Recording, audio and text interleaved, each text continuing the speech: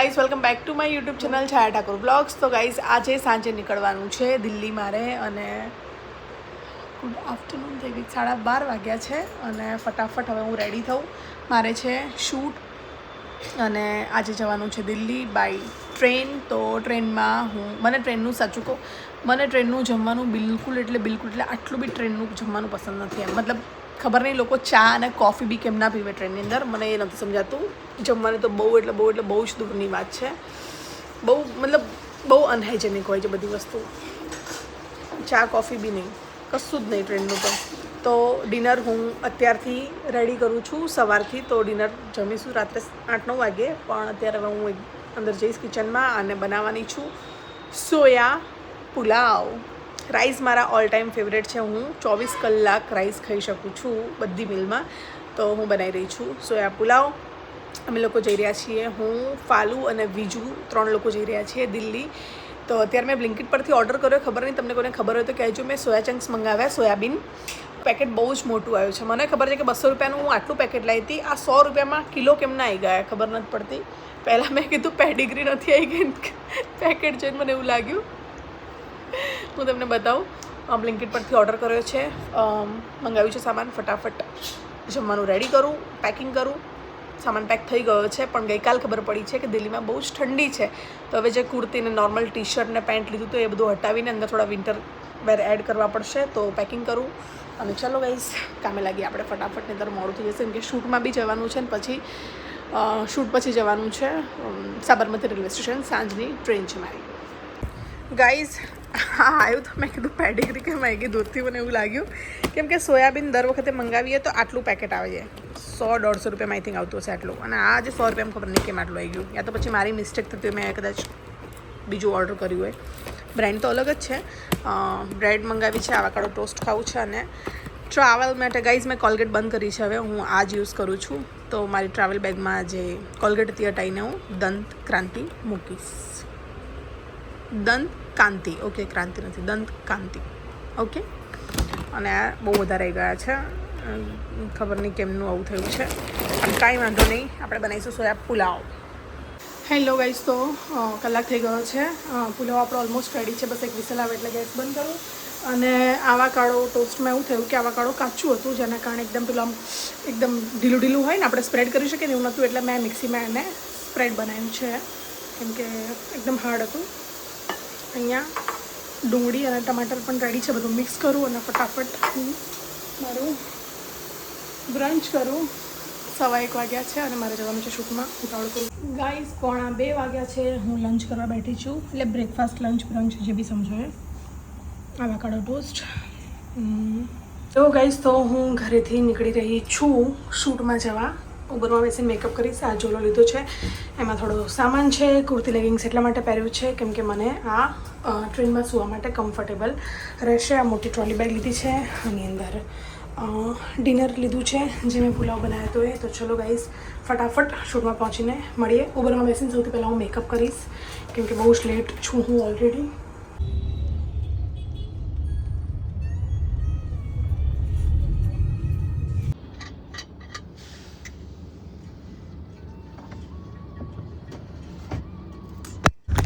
Hello guys, તો હું હવેથી શૂટમાં એક્ઝેક્ટ 6 વાગ્યા છે અને 7 વાગ્યાની મારી ટ્રેન છે, એ પણ સાબરમતીથી. અને હું છું મણિનગર. અત્યારે ટ્રાફિક સખત નડવાનો છે. કટ એક્ઝેક્ટ ટાઈમ છે. 7 વાગ્યાને 10 મિનિટ ટ્રેન ઉપડી જશે. એટલે ફટાફટ હવે ત્યાં પહોંચીને હું મળું. ભાગીને આવી જાઉં સામાન લઈને, એટલે હાલત ખરાબ છે. ચલો ભાઈ.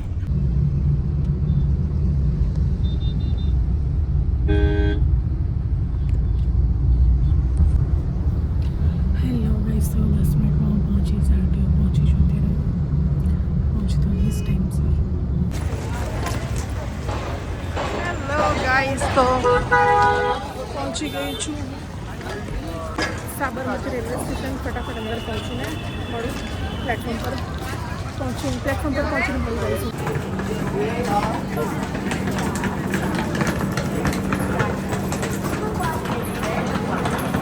ગાઈઝ અહીંયા છે મારી સીટ. હું જઉં છું અંદર પહોંચીને તમને મળું.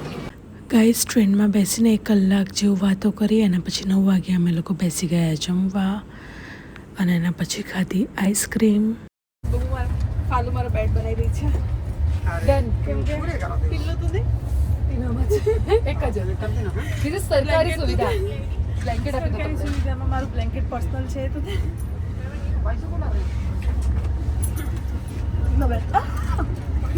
વાતો કરીને હવે ફાઇનલી હું ઉપર આવી ગઈ છું સૂવા માટે મળીએ ગઈ સવારમાં બાય ગુડ નાઇટ ગાઈસ તો અમે લોકો પહોંચી ગયા છે ન્યૂ દિલ્હી રેલવે સ્ટેશન અને રેલવે સ્ટેશનથી એકદમ વોકિંગ ડિસ્ટન્સ પર અમારી હોટેલ હતી તો અમે લોકો આવી ગયા છીએ હોટેલમાં અને ગાઈસ આવી રીતે હું સામાન પેક કરીને આવી હતી નાની બેગમાં સામાન છે અને મોટી બેગમાં જે અમે લોકો શોપિંગ કરીએ અહીંયાથી એ લઈને અમદાવાદ જવા માટે અને હોટેલ પહોંચીને ગરમ પાણી કરીને ફ્રેશ ને બધું પીને નાહી ધોઈને મસ્ત રેડી થઈને અમે લોકો હવે નીકળીશું સરોજની જવા માટે આજે બ્રાઇડલ આઉટફિટ સિલેક્ટ કરવાના હતા ફાલુએ બહુ બધી જગ્યાએ અપોઇન્ટમેન્ટ લઈને રાખી હતી કેમ કે મોસ્ટલી બધા ડિઝાઇનર પીસીસ જોવાના હતા એટલા માટે અને હા આ તમે જો ન્યૂ દિલ્હી રેલવે સ્ટેશનની એક્ઝેક્ટ સામેની આ ગલીની અંદર અમારા લોકોની હોટેલ હતી તો ચાલતા ચાલતા બહાર આવ્યા અને બહાર આવીને પછી ટૂંક ટૂંક પકડીને અમે લોકો નીકળી ગયા સરોજની બોલું છું કે આની sorry guys Chandni Chowk market જવા માટે નીકળી ગયા અને પહોંચી ગયા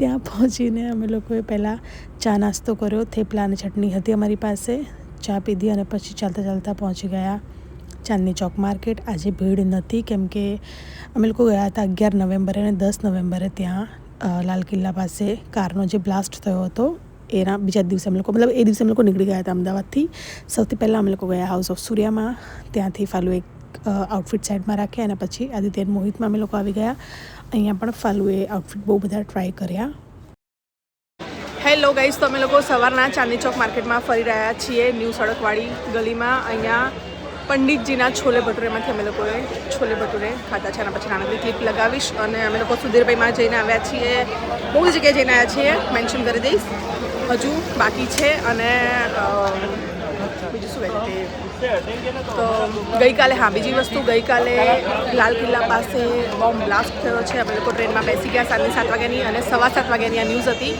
તો અમે લોકોએ બહુ જ વિચાર્યું કે 3 જગ્યાએ કોલ કરે એટલે ખબર પડે કે ચાંદની ચોક માર્કેટ આજે બંધ છે પણ અમે વિચાર્યું ચલો ચાંદની ચોક સિવાયની શોપિંગ કરી લઈશું આજના દિવસમાં પણ ચાંદની ચોક સિવાયની શોપિંગ કરી લઈશું આજના દિવસમાં પણ ચાંદની ચોક માર્કેટ ખુલ્લું છે એટલે વાંધો ના આવે એટલે અમે લોકો કરી રહ્યા છીએ શોપિંગ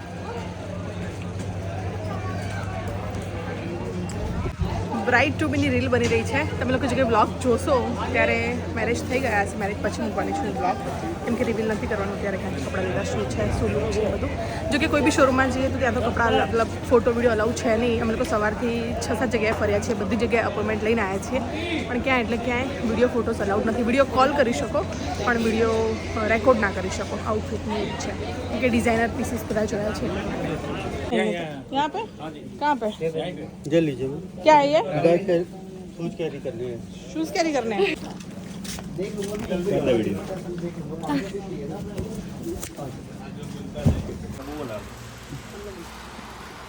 ફિટિંગ થશે પછી હલશે બુલશે નહીં ને હેલો ગાઈસ તો સાંજના 6:30 વાગી ગયા છે આઉટફિટ ફાઇનલ થઈ ગયા છે વેડિંગનું બાકી છે કાલ આખો દિવસ છે પરમ દિવસનો દિવસ છે અને મને લાલ કિલ્લાની બહુ જ નજીક છે અમારે તો બહુ ફાટી રહી છે પણ 1 કિલોમીટરનો ડિફરન્સ છે મસ્ત છે ફાલો પણ આવ્યો લોકો આવ્યા છે એક જગ્યા પર બહુ ફેમસ છે અહીંયા નામ શું છે કમલભાઈ લોકો ફરીથી બતાવો હવે રેડી થાય છે ફરીથી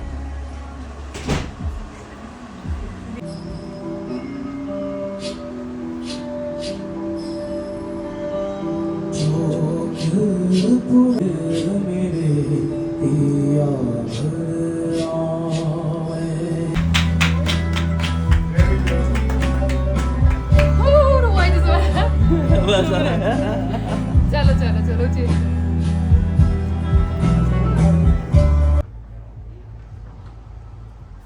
ગાઈસ ફાઇનલી ફાલુનો લેંઘો ડન થઈ ગયો છે સવારથી ફરતા હતા બહુ જ બધા ટ્રાય કર્યા હતા એને પણ આનો વિડીયો એટલા માટે લીધો કેમ કે આને કન્ફર્મ કર્યો હતો એટલે પછી આનું શૂટ કર્યું ચાલો બાય હેલો ગાઈસ તો ગઈકાલે અહીંયા આગળ બ્લાસ્ટ થયેલો હતો આ ચાંદની ચોકની વાળી ગલી છે અહીંયા આ વાળી ગાડી ચાલે છે ઓટો ને બધું નથી ચાલતું હતું આખા પટ્ટા પર અને અહીંયા નટરાજ છે દહીં બલ્લા કોર્નર દહીં બલ્લા ટીકિયા બધી વસ્તુ સારું મળે છે આની પહેલાંના બ્લોગ તમે જોયું હશે હું પહેલાં પણ અહીંયા આવેલી છું મનાલી ગયા હતા અમે લોકો સ્કૂલ ફ્રેન્ડ્સ ત્યારે અહીંયા અમે લોકો લઈશું ટીવી શોપિંગ કરી છે. ગાઈસ તો આ જે ભીડ છે બસ એના 100 મીટરની અંદર જ ગાડીનો બ્લાસ્ટ થયો હતો, જેના કારણે ત્યાં બહુ પબ્લિક હતી, કેમ કે આના આગળના દિવસે ઇન્સિડન્સ બન્યો હતો. તો પબ્લિક બહુ બધી જોવા માટે આવેલી હતી એટલામાં, અને પોલીસ પણ ફૂલ હતી. અમે લોકો ત્યાંથી નીકળ્યા એટલે મેં કીધું હું એક ક્લિપ શૂટ કરું, તો મેં ખાલી નાનકડી ક્લિપ શૂટ કરી છે. હેલો ગાઈઝ, અમે લોકો આવી ગયા છીએ હલ્દીરામમાં આજનું અમારું ડિનર કરવા.